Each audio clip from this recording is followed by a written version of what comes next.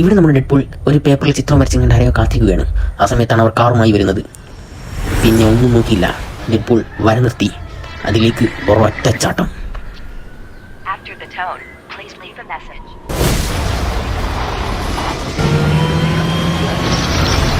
കാറിലേക്ക് ഇടിച്ചു കയറിയതിനു ശേഷം പിന്നെ അവിടെ വലങ്ങും ഇലങ്ങും അടിയോടടി. അന്നപ്പോഴേക്കും എല്ലാ സ്ഥലത്തും ന്യൂസ് എത്തി കഴിഞ്ഞു.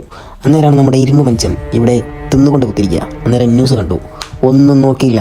തിന്നലൊക്കെ പിന്നെയെന്ന് പറഞ്ഞുകൊണ്ട് ഫുഡൊക്കെ അവിടെ വലിച്ചെന്ന്. പിന്നെ ഒന്നും നോക്കിയില്ല, ഇരുമ്പ് മനുഷ്യനും ചെറിയോളയും കൂട്ടി കണ്ട് ഡോറോർന്ന് പോയി. അങ്ങനെ ഇവിടെ നമ്മുടെ ഡെഡ്പൂൾ വില്ലനെ അറഞ്ചം പുറഞ്ചും തച്ചുകൊണ്ടിരിക്കുകയാണ്. അങ്ങനെ അവനെ പകതിയിരുന്നത് വരെ തച്ചിടിച്ച് അവസാനം വാളെടുത്ത് നെഞ്ചിൽ കുത്തിക്കയറ്റി. ഒന്നും നോക്കില്ല. അങ്ങനെ അവനോട് പറയാണ്, നിനക്ക് എന്നെ ഓർമ്മയുണ്ടോ? ഞാൻ ആരാ നിനക്കറിയാമോ?